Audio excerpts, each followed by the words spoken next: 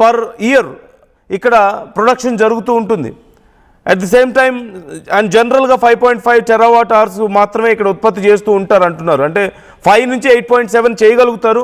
On an average 5.5 అక్కడ సామర్థ్యం ఉంది అని చెప్తున్నారు ప్రస్తుతానికి రెగ్యులర్ ప్రొడక్షన్. అయితే 65 నుంచి 75 బిలియన్ యూనిట్లు ఇప్పటి వరకు ఉత్పత్తి జరిగిందట. 2011లో ఇది మొదలైతే ఇప్పటి వరకు 65 నుంచి 75 బిలియన్ యూనిట్ల ఉత్పత్తి. ఖచ్చితంగా ఇరాన్కు ఉన్నటువంటి అతిపెద్ద చాలా ఇంపార్టెంట్ పవర్ ప్లాంట్ ఇది. అలాంటిది దీన్ని డెస్ట్రాయ్ చేయాలన్న ఆలోచనలో యుఎస్ ఉన్నట్లుగా కనబడుతోంది. యుఎస్ ఇజ్రాయెల్ ఒకసారి అనుకోకుండా సరే ఏదైనా దగ్గరలో ఒక బాంబు పేలింది అంటే అనుకోవడానికి అవకాశం ఉంది. గతంలో కూడా 350 మీటర్స్ డిస్టెన్స్లోనే పడింది. ఇప్పుడు మరొకసారి 350 మీటర్స్ డిస్టెన్స్లోనే పడింది. అంటే ఖచ్చితంగా ఏదో ఒక స్పెసిఫిక్ టార్గెట్గా వీళ్ళు ప్రయత్నాలు చేస్తున్నప్పటికీ అక్కడ ఉన్నటువంటి ఆటోమేటిక్ డిఫెన్సివ్ సిస్టమ్ ద్వారా వాటిని అడ్డుకుంటున్నారు. కొన్ని మాత్రం దగ్గర వరకు వస్తున్నటువంటి పరిస్థితి కనపడుతుంది. With in last 1 month 4 attacks జరిగాయి. మార్చిలో 3 అటాక్స్ జరిగితే ఈ నెలలో మరొక అటాక్ జరిగింది ఇప్పటి వరకు.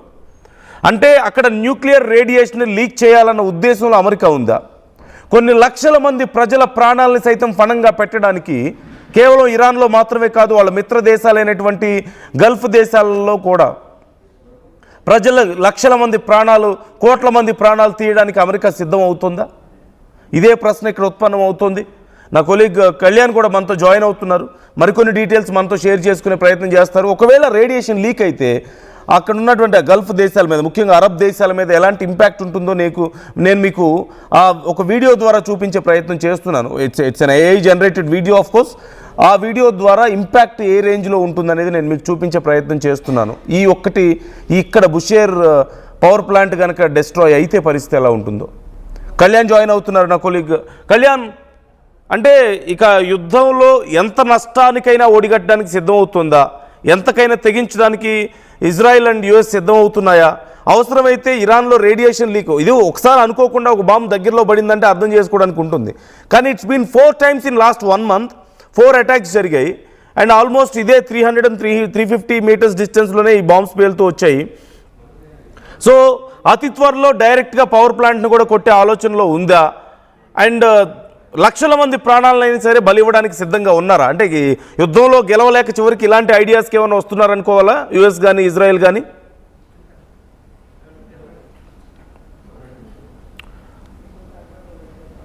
Kalyan? Yes, Nandu. Yeah. Can you hear me? Yeah, I can hear you. Right. So how can we see this?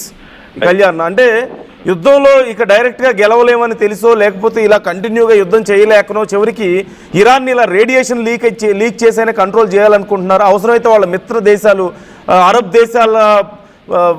దేశాలను సైతం ఫణంగా పెట్టడానికి యుఎస్ సిద్ధమైనట్లుగా చూడాలా? ఎందుకంటే లాస్ట్ 1 monthలో 4 times అక్కడ అటాక్ జరిగింది. ఇట్స్ వెరీ సెన్సిటివ్ ఏరియా అని చెప్పేసి ఆందోళన ఉన్నప్పటికీ మళ్ళీ అటాక్ చేసే ప్రయత్నం చేస్తున్నారంటే ఎలా చూడాలి మనం?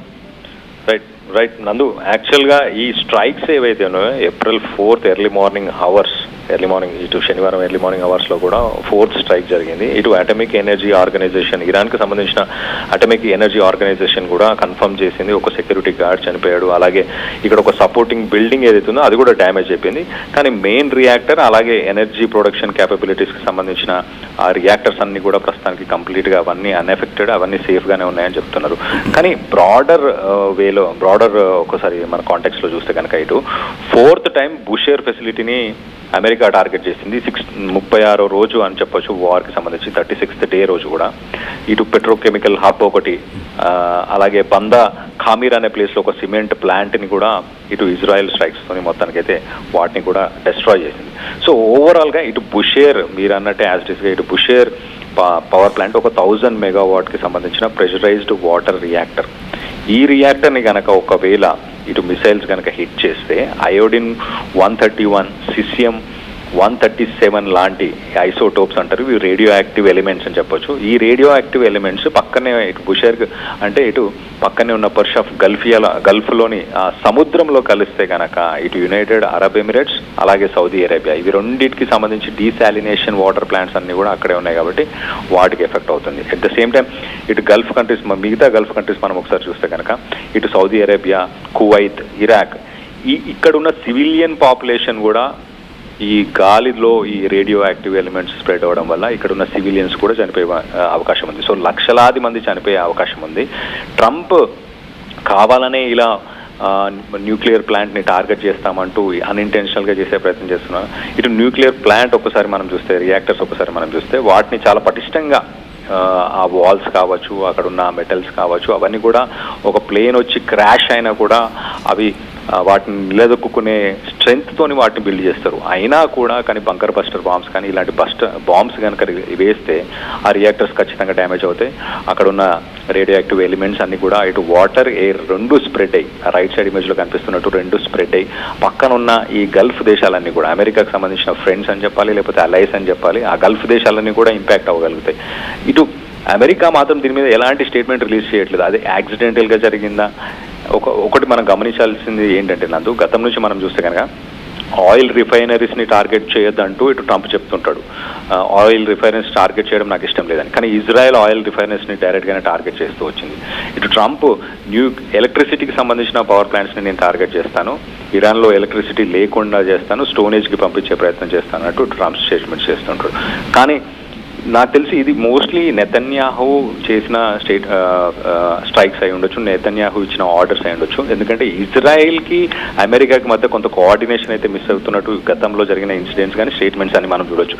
సో ఇజ్రాయెలే ఇలాంటి పని చేసి ఉండొచ్చు. ఇజ్రాయెల్కి ఇటు గల్ఫ్ దేశాలతో కూడా కొంత ఎనిమిటీ ఉంది, ఇరాన్తో ఎనిమిటీ ఉంది. సో వీటన్నిటికీ ఏమైనా నష్టం జరిగినా, అక్కడ ప్రజలు చనిపోయినా, ఆస్తులు నష్టం జరిగినా, ఏం జరిగినా నాకేం పోయేది లేదు అనుకునే అవకాశం ఇజ్రాయెల్కే ఉంటుంది. కాబట్టి ఇజ్రాయెల్ చేసే స్ట్రైక్స్ అయి ఉండొచ్చు అని నేను అనుకుంటున్నాను. ఎట్ ద సేమ్ టైం ఇంకొకటి గమనించాల్సిన విషయం ఏంటంటే, ఇరాన్ ఏమంటుంది, ఇటు న్యూక్లియర్ ప్లాంట్ని కనుక మీరు, న్యూక్లియర్ రియాక్టర్ని కనుక మీరు టార్గెట్ చేసి డిస్ట్రాయ్ చేస్తే గల్ఫ్ కంట్రీస్కి సంబంధించిన ఆస్తులు అంటే అసెట్స్, ఫైనాన్షియల్ అసెట్స్ కావచ్చు, ఇట్లా మిలిటరీ అసెట్స్ కావచ్చు, ఏ అసెట్స్ అయినా, అమెరికన్ అసెట్స్ కాదు, గల్ఫ్ కంట్రీస్కి సంబంధించిన అసెట్స్ అన్నింటినీ కూడా నేను టార్గెట్స్ కానీ భావిస్తాను, వాటన్నింటినీ కూడా టార్గెట్ చేస్తానంటూ ఇటు ఇరానియన్ ఫోర్సెస్ చెప్తాను.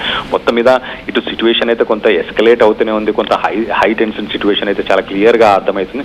ఇటు ట్రంప్ 2-3 వారాల్లోనే యుద్ధం ముగిసిపోతుంది, అయిపోతుంది, ఇంకా నేను ఫినిష్ చేస్తున్నాను, వైండప్ చేస్తున్నాను అని చెప్పిన తర్వాత కూడా రోజుకి ఇంకా ఇంటెన్స్ సిచ్యువేషన్ అయితే చాలా క్లియర్గా కనిపిస్తుంది. ఇటు న్యూక్లియర్ ప్లాంట్స్ని టార్గెట్ చేయడం కావచ్చు, అమెరికాకు సంబంధించిన ఫైటర్ జెట్స్ కూలిపోవడం కావచ్చు, ఇరాన్ కొత్త ఎయిర్ డిఫెన్స్ సిస్టమ్తోని ఇప్పుడు ప్రస్తుతానికి అక్కడ అమెరికన్ ఫైటర్ జెట్స్ని కూలగొడుతుంది, ఇజ్రాయలీ ఫోర్సెస్ని కూలగొడుతుంది, ల్యాండ్ అటాక్ చేయబోతున్నాడా అని గత వారం మనం మాట్లాడుకుంటే ఇప్పుడు సిచ్యువేషన్ ఇంకా ఎస్కలేట్ అవుతుంది. న్యూక్లియర్ రియాక్టర్స్నే ఇటు ఇజ్రాయెల్ టార్గెట్ చేస్తుంది. ఇటు రిటాలియేషన్లో కూడా ఇరాన్ ఇజ్రాయెల్లో ఉన్న న్యూక్లియర్ రియాక్టర్స్ని, పవర్ ప్లాంట్స్ని టార్గెట్ చేస్తుంది. సో సిచ్యువేషన్ అయితే ఇంకా ఇంటెన్స్గానే అనిపిస్తుంది. అమెరికా కాకుండా ఇజ్రాయెలే ఇలాంటి పనులకు పూనుకొని ఉంటుందని నేను అభిప్రాయపడుతున్నాను. Yeah right, thank you Kalyan. ఖచ్చితంగా కళ్యాణ్ చెప్పినట్లుగా there are some chances Israel ఈ పనికి పాల్పడి ఉండొచ్చు అనేది. అట్ ది సేమ్ టైం యుఎస్ని ఈ విషయంలోంచి మనం పూర్తిగా తీసి పక్కన పెట్టలేము. ఎందుకంటే యుఎస్ రీసెంట్గా ట్రంప్ ఒక టీంని, ప్రత్యేకమైనటువంటి టీం రెడీ చేశాడని, ఇరాన్లో ఉన్నటువంటి 60% పైగా శుద్ధి చేసినటువంటి యురేనియంని క్యాప్చర్ చేయాలి, ఎలా క్యాప్చర్ చేయాలి, దాన్ని ఎలా తరలించాలి, specialised team who can transport this all this uranium to US, ఒక particular route map and action plan and ఒక స్పెషలైజ్డ్ టీమ్ రెడీ చేశాడు అంటూ కూడా కొన్ని వార్తల్ని మనం చూసాం. అంటే ఇరాన్లో ఉన్నటువంటి సుమారుగా 450 కేజీల వరకు 60% పైగా శుద్ధి చేసినటువంటి యురేనియం ఉంది.